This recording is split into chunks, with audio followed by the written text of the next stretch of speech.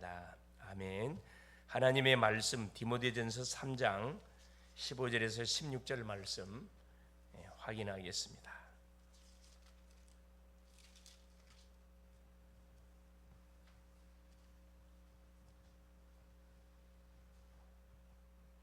같이 한번 합독합니다. 만일 내가 지체하면 너로 하여금 하나님의 집에서 어떻게 행하여야 할지를 알게 하려 함이니 이 집은 살아계신 하나님의 교회요 진리의 기둥과 터니라. 크도다 경건의 비밀이요 그렇지 않다는 이 없도다. 그는 육신으로 나타난 바 되시고 영으로 의롭다 하심을 받으시고 천사들에게 보이시고 만국에서 전파되시고 세상에서 믿음 바 되시고 영광 가운데 올려지셨느니라. 아멘. 7월 2일 오늘 화요일, 오늘 말씀의 제목이 진리의 기둥과 터입니다. 진리의 기둥은 당연히 교회, 터, 그렇죠. 당연히 교회겠지요. 많은 사람이 우리가 복음을 받고 구원을 받고 또 응답도 받고 특별히 또 성공을 하려고 대부분 사람들이 하지요. 그러나 우리는 기도 시스템부터 뭐에 대한 갖춰가야 된다. 중요한 것은 뭘 하기 전에 요 기도의 망대부터 시스템부터 세워야 된다 이 말입니다. 여기서 뭘 다 캐내야 되느냐? 그렇죠. 하나님이 우리에게 약속하신 모든 보화를 캐내야 됩니다. 기도를 통해서 우리의 영혼에 777이 각인되면 응답이 오고 복음, 기도, 이 전도가 각인되면 응답이 오고 서밋이 됩니다. 성공 이전에 영적 서밋이 먼저 돼야 된다 이 말입니다. 그렇죠. 우리의 신분 자체가 구원을 받은 하나님의 자녀가 딱 되는 순간부터 이미 우리는 영적 서밋입니다. 이걸 한순간 놓치지 않아야 된다 이 말이죠. 서밋의 응답의 기준은 뭐냐? 하나님의 바로 나라다. 그렇죠. 우리 속에 이미 그리스도가 임재함으로 우리 개인에게 하나님 나라가 임했습니다. 우리의 목표는 뭐냐? 하나님의 작품을 이루는 것이다. 하나님의 나라의 일을 이루어가는 것이 우리의 목표입니다. 그 하나님의 나라의 일이 뭡니까? 그게 지금 민족 세계 복음화입니다. 이러면 우리 교회가 사람을 살리는 진리의 기둥과 터가 됩니다. 그래서 하나님이 교회를 세우신 이유가 뭐 때문에 세운 거죠? 하나님이 교회를 통해서 모든 일을 이루어 가시거든요. 구약은 성막 중심으로, 신약은 성전, 또 이 교회를 중심으로. 이제 교회를 빼놓고 하는 일이 없습니다. 교회의 머리가 그리스도고 모든 기관 성도들 개개인 다 지체를 이루고 있잖아요. 유기체를 이루고 있거든요.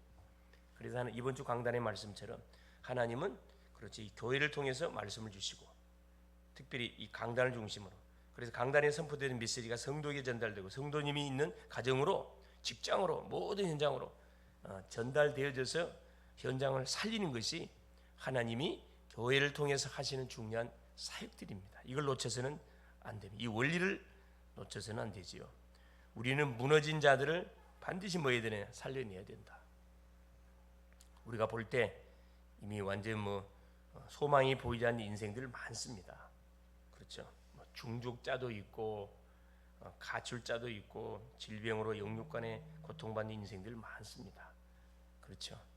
그래서 미국이나 유럽, 한국의 마약과 각종 중독, 살인, 자살이 계속 선진국일수록 오히려 잘 돼야 되는데 영적 문제는 더 심각해져 가고 있습니다. 심지어 사회로부터 낙인까지 찍히게 된 인생들이 많아요. 중독자들 같은 경우는 사실 치유 불가.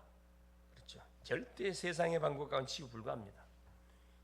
이미 내모가 완전 각인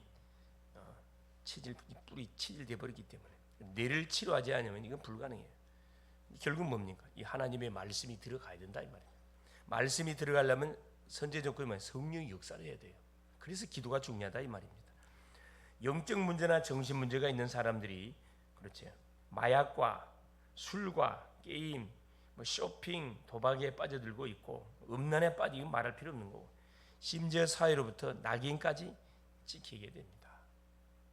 더 안타까운 건 많은 사회층의 지도자들이 이런 사탄이 파놓은 함정에 걸려들고 있다는 거예요. 사람들이 배고프면 안 걸리는, 배부르면 걸려들어요. 그렇죠. 참 하여튼 그런데 빠져나오는 길이 없지요. 법과 종교로 해결되지 않습니다. 뭐 교육한다고 됩니까 이게? 법으로 막는다고 이게 되지. 오히려 감옥에다 가두면 더 도둑놈이 되갖고 나오는데, 그렇죠? 오직 복음으로만 이들을 치유하고 용서하며 서밋으로 만들 수가 있다 이 말씀입니다. 그래서 세 가지를 우리가 치유해야 되는 첫째가 뭐냐? 운명 치유입니다. 애굽의 노예로 잡혀갔을 때 하나님 주신 언약이 바로 뭐였냐? 창세기 3장 18절 희생제사. 그렇죠? 창세기 3장 15절에 여자의 후손을 보내서 뱀의 후손의 머리통을 깨겠다 약속인 출애굽기 3장 18절에 주님은 이 애굽 시대에 모세에게 출애굽기 3장 18절에 또 이 복음 언약을 줬습니다. 시대마다 하나님께서 복음을 줬는데 그 시대에 맞도록 허락해 줬습니다. 그래서 피 발라라. 6월절 어린 양이 피 발라라. 그러면 어떤 10가지 저주 가운데 해방받는다. 바벨론에 포로됐을 때 임마누엘의 말씀을 주셨습니다. 포로 잡혀갔으니까 하나님이 함께 해줘야 되겠죠. 그래서 처녀가 잉태의 아들 낳을 것이 그 이름을 임마누엘 하리라. 어디에 가도 하나님은 만다. 우리와 함께한다.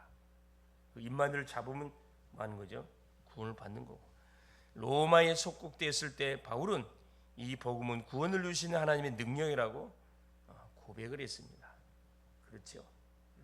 그리고 그리스도를 아는 순간 모든 운명이 사탄의 완전 권세에서 완전 하나님의 자녀로 싹 바뀌는 놀란 일이 벌어지며, 다닌다고 되는 게, 교회를 다닌다고 되는 게 아니고 이 그리스도를 알고 믿는 순간에 완전히 끝납니다. 이 부분을 바로 우리가 가르쳐야 돼, 전달해야 되고, 둘째 근원 치유입니다.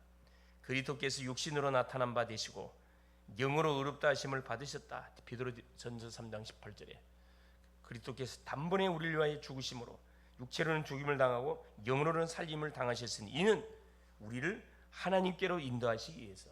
그렇죠? 그래서 천사들에게 보이시고 모든 민족들에게 전파되셨다. 이건 한 구석에서 일어난 게 아니고 모든 보는 전 세계 사람들이 보는 앞에 일어난 사건, 역사적 사건이라 이 말입니다. 온 세상 사람들의 믿음의 대상이 되셨고 영광중의 하늘로 올라가셨습니다. 그렇죠? 우리 인생의 문제를 해결하시기 위해 직접 성육신하셨고 고난을 받으셨고 십자가에 죽으셨고 모든 것 다 이뤘다 말씀하시고, 그렇죠? 3일 만에 다시 살아나셔서 어디에? 하나님 보좌 우편에 앉아 계셔요. 선지하셨던 그리스도. 반드시 우리 주님은 재림지로 복음이 땅끝까지 증거되는 그날 재림지로 오십니다. 그래서 주의 재림은 누구 손에 달렸냐? 하나님 손에 달렸지만 믿음의 사람들을 통해서 하나님께서는 시간표를 땡긴다는 거예요. 이 사실을 실제로 믿는다면은 근원적인 치유 역사들이 가는 곳마다 반드시 일어나게 되어 있습니다. 대부분 사람들이 근원적인 문제, 근본 문제에 묶여 있다 이 말입니다. 죄에 묶여 있고 사탄의 권세에 묶여 있고, 그렇죠? 하나님을 떠난 지옥 배경 속에 살아가는데 여기서 완전히 뭐가 해방되는 일이 벌어진다 이 말입니다. 마지막 세 번째가 지속 치유입니다. 바울은 이방인과 해당 병든 자를 찾아가서 치료했습니다. 바울이 놓치지 않았던 현장이 바로 사도행전 13장 무속 현장, 16장 점술 현장, 19장 우상 현장입니다. 교회가 만일에 이런 무속, 점술, 우상, 이단 사이비 현장을 놓쳐버리고 전도를 한다, 지금 허공치는 전도하고 있는 겁니다. 사단의 진지를 하지 않고는, 깨부시지 않고는 전도문 열리지 않죠. 가정을 복음화하려면 가정을 묶고 있는 강한 이 사단의 세력을 꺾지 않고는 가정 복음화 되지 않습니다. 그렇죠? 그래서 하나님은 한 개인을 통해서 가정 가문을 완전히 구원하시기 원하는 것이 하나님의 방법이세요. 그래서 사도행전 16장 31절에 주 예수를 믿으라 그러면 너와 네 집이 구원을 받으리라 약속을 해놨습니다. 하나님 주시는 약속의 말씀을 믿고 기도로 붙으면 틀림없이 말씀이 성취된다. 그래서 하나님은 세 가지 뜰을 만들어서 우리 교회들이 지속적인 치유를 해야 하는 것을 말씀합니다. 성막 안에 이미 세 가지 뜰이 있었죠. 아이들의 뜰, 이방인의 뜰, 치유의 뜰. 그래서 금토일 시대를 열고 집중하여 기도의 힘을 얻어야 된다. 금요일 날은 전 성도가 나와서 부르짖어 기도하고 기도해서 치유함을 받고, 토요일 날은 우리 렘넌트 중심으로 모여서 달란트를 찾아서 전문성을 찾아서 주고, 주일날은 전 성도들이 나와서 같이 말씀을 받고 답을 얻고 또 답을 붙잡고 한 주를 출발하는 이런 삶이 되어지게 될 때, 그렇죠, 어딜 가든 하나님은 그 인생을 통해서 답을 찾아 헤매는 인생들에게 답을 주게 돼 있습니다. 그래서 세 가지 뜰이 24가 되게 하고 25로 나타나 영원히 남아야 된다. 우리는 성경에 있는 교회를 우리가 계속 만들어 가야 됩니다. 성경에 있는 교회, 영적 문제 가진 자들이 와서 힘을 얻고 치유함을 받도록 뭐 해야 된다? 그렇죠, 그릇들을 준비해야 된다 이 말이에요. 누가 온다 할지라도 뭐 할 수 있다, 품을 수 있는, 감당할 수 있는, 또 실제로 팀 사회에 갈 수 있는 그런 일꾼들을 준비시켜야 된다. 개인 양육자, 그렇죠, 다락방 사역자 딱 준비하고 있어야 돼요. 치유 사역자, 렘넌트들에게 서밋 훈련을 시키고 기도 속에서 달란트를 발견하도록 어른들이 뭐 해야 된다, 도와줘야 된다. 이것이 뭐냐, 진리의 기둥과 터, 이 교회 안에서 진행돼야 할 사명이고 사역들입니다. 오늘도 바울이 디모데에게, 그렇죠, 중요한 그 말씀을 해놓고 있습니다. 그렇죠? 이 집은 살아계신 하나님의 교회요.